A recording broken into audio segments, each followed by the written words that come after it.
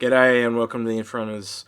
I'm Execute. Today I'm joined by Algared and Sia, and we got a comment in our comment section of all things about someone wanted to see a 300i series versus an Avenger series, and so that's what this video is going to be about today. So, and one of the reasons we really want to do this is for the longest time we've really put the Avenger forward as a ship that we recommend as like the ideal starting package, and that's what we're going to have a look at today and still see if that is still the case, and what ship do we recommend going forward as a starter ship.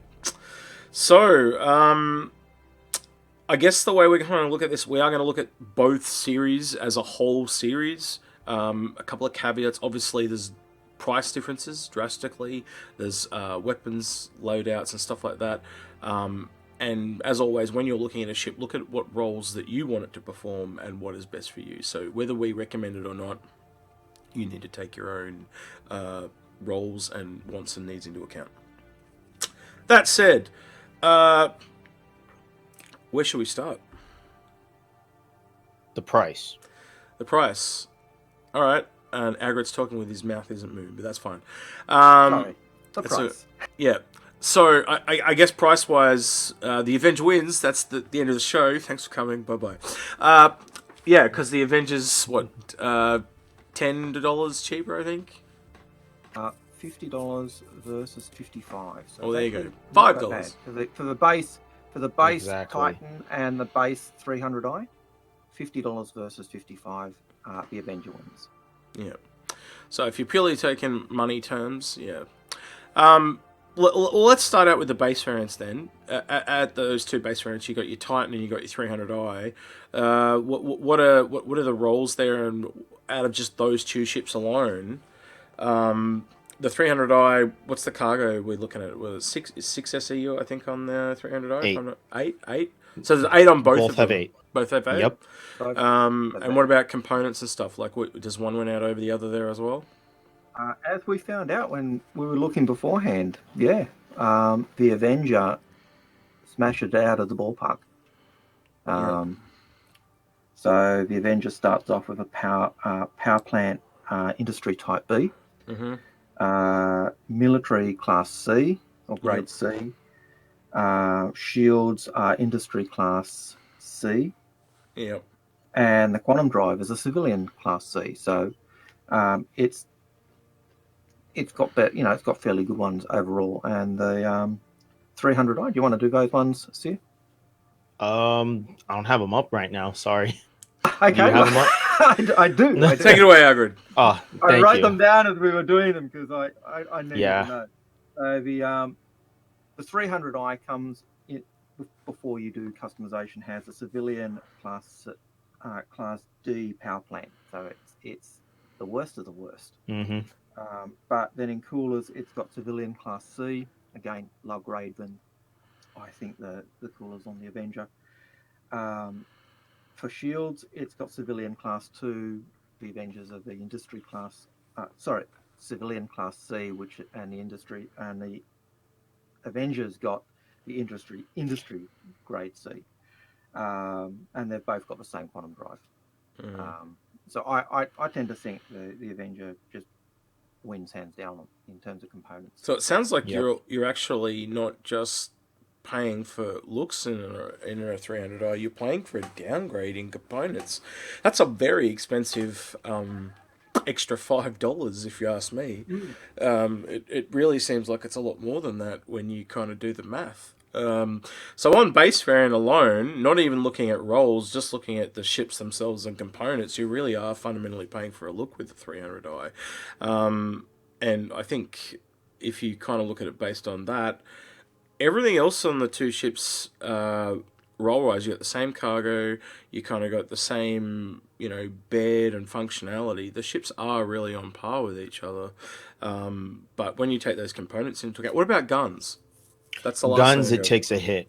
300i comes with 2 wing size 3 racks and I believe one fixed size 3. However, the Avenger, it comes with a gimbaled size 3, but you can put a fixed size 4 on it on top of the on top of the wing hard points. Right. And another important thing too, that if anybody is to get out of the whole weapons out of it, is the fact that if you look closely, the mounts for the Space Penguin is actually underneath the fuselage and not along the wings. So if you do lose your wings, you keep your hard points for your guns. You'll lose your missiles, but you keep the guns, which is a more important part. If you lose the wings on your 300i, you lose your guns and you lose your missiles. So that's kind of also a trade-off too. So I think that trade, I think, would actually come in on all the variants of the 300 series, won't it? That lose your wing, you lose your weapons and your missiles. Yep. That'd be right. Yep. I think that is. That is true. Yeah. They're all generally in the same vicinity. So if we're literally just talking the base variant, I think the Avenger clearly wins. Correct. And I'm going to be honest, if I was recommending a starting pack, I am just usually recommending the base variant in most of these cases. But we actually look at the series as a whole, it might change. So if you like if you go through the Avenger, you've kind of got your cargo variant, which is the Titan. You've got your Stalker, Bounty Hunter variant, and a Warlock. I honestly think when the game kind of comes to an end, the Stalker and the Titan will probably be universals, and you can switch those bounty hunting cargo pod capture people thing out. I think the Warlock might be a completely separate variant again, unless they end up making it a module that you can swap in and out. And just, I've got to cut in because in terms of the Stalker Titan possibly being able to have a certain number of cells or not have them all, there is a precedence for that in the Squadron 42 vertical slice we had, where we saw the Avenger, and it only had 4 it did. cells that had a cargo area. Yep. So there is a at least a precedence for. Makes sense to me. It makes sense to me to make that as universal as you want it to be. If you only want to have the one bounty hunter module, that makes sense. Yeah. And then the other side of the coin, 300i. Now this ship, I think, correct me if I'm wrong, the most expensive variant is the 350R, and I totally have not checked the price on this. This is out of my head. Is it about $150, or am I mistaken? What's the price on the 350R? Let me make one real quick, and I'll tell you. All right, cool.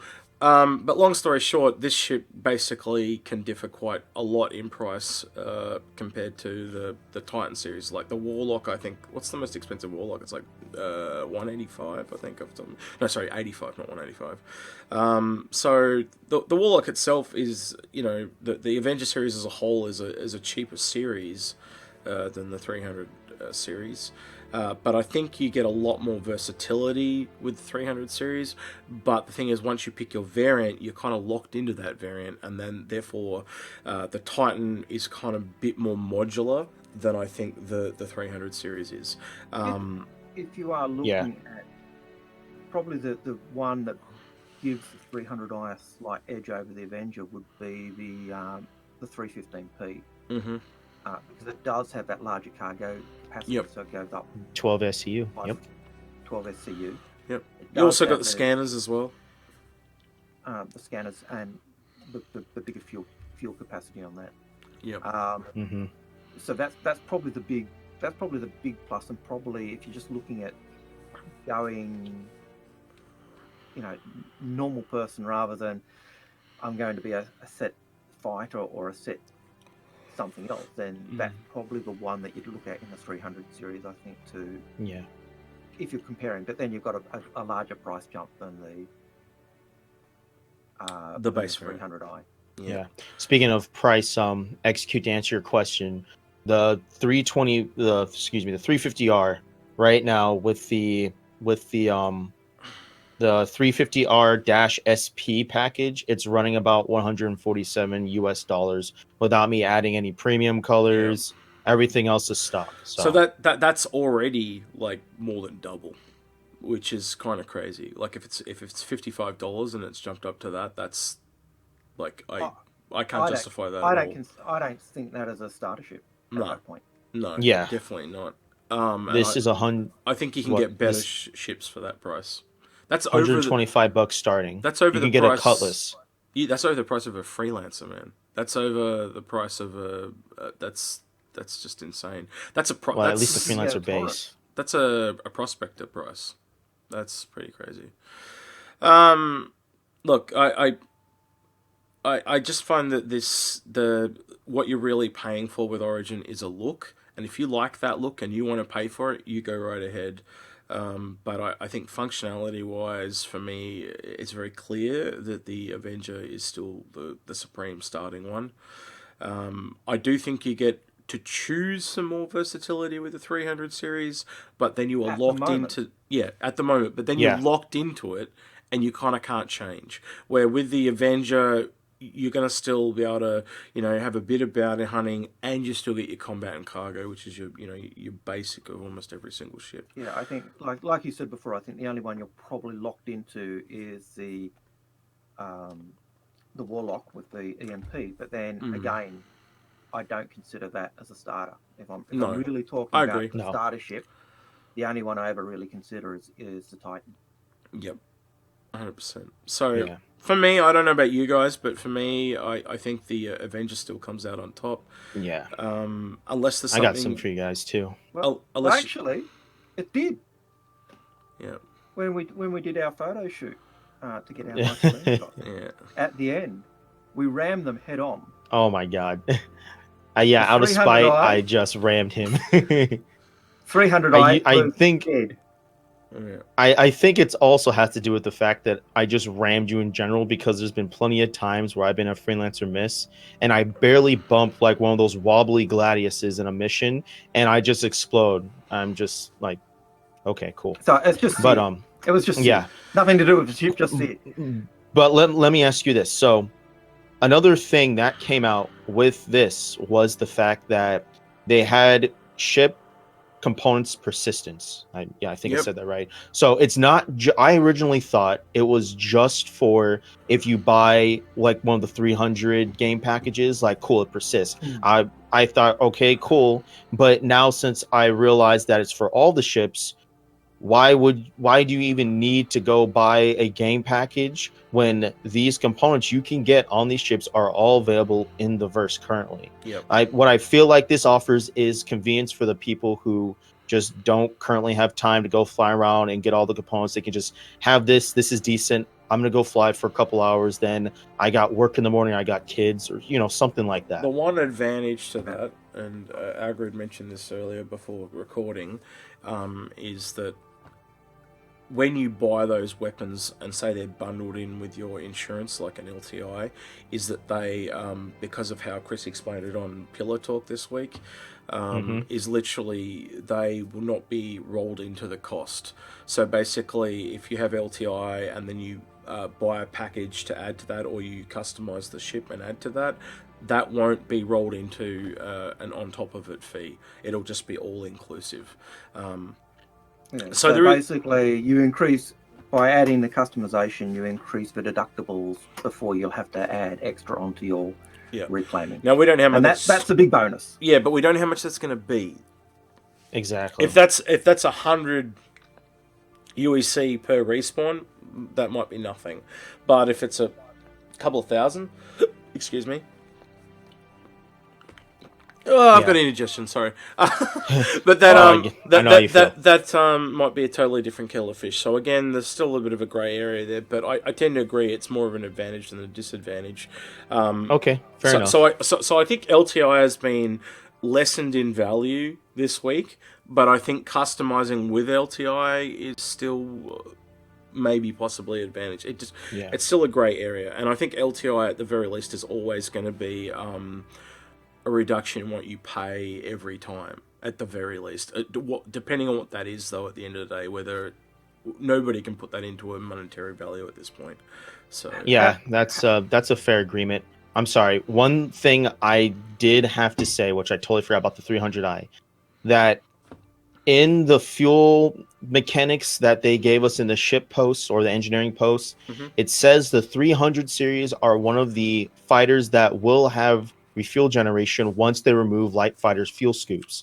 So for those players who don't want to hassle about having to be like a virus and find a host in terms of fuel, like an outpost or a station or a carrier for people who want a carrier-based fighter. That's what the 300 series is supposed to offer, along with like the Aurora and I believe the 100 series as well once they make their way into the verse. Yeah, so it's So that's only hydrogen. that is another thing. It's only hydrogen fuel though, so that's not a Correct. massive expense. So, and how long does It it still take? offers it. Yeah, but how long does it also take to regenerate? There's a whole bunch of questions in there, and I Yeah, would, I know. I don't know. I don't know about you guys, but I find that a very minimal thing to add to the equation. But yes, I will give it to you. It is still something that needs to be added in terms of an equation of saying which is better, because that's one thing that the Avenger won't have. Yeah. So, but I'm saying it's probably only 1 or 2% in its favor. It's not as if it's like 20% in its favor. Go ahead. Yeah, I was going to say but in terms of the overall scheme of things, in terms of components, in terms of weapons, in terms of price, the Avenger still wins out. Even if the fuel thing does become a really big advantage in terms of price for a starter ship, it still beats it. It still beats it. All right. So, Sia, for you, who takes us away? I would choose the Avenger Titan hands down. So much more flexibility it offers. Yep. Algared? Definitely the Avenger Titan. It was a lot more pronounced than I thought it was going to be when we actually looked at it. Yeah. I think the modules were a big surprise for me. That was my big takeaway. I was expecting a lot less than what it had. And I was shockingly surprised how bad they were on the 300i. I was like, really, whoa, okay, it's that bad? If they were the same and you were paying $5 extra for a look, I'd be like, cool, go nuts, take your pick. But just with the modules, it's really turned me back to the Avenger. So, yeah. I agree. Modules and weapons, just it was a bigger change difference than I expected. Yeah. So with that, what do you guys think when you take a look at the 300i and the Avenger? Which one comes ahead for you guys? Did anyone actually upgrade from the Avenger to the 300i or vice versa? I'd like to know what you know in the comments.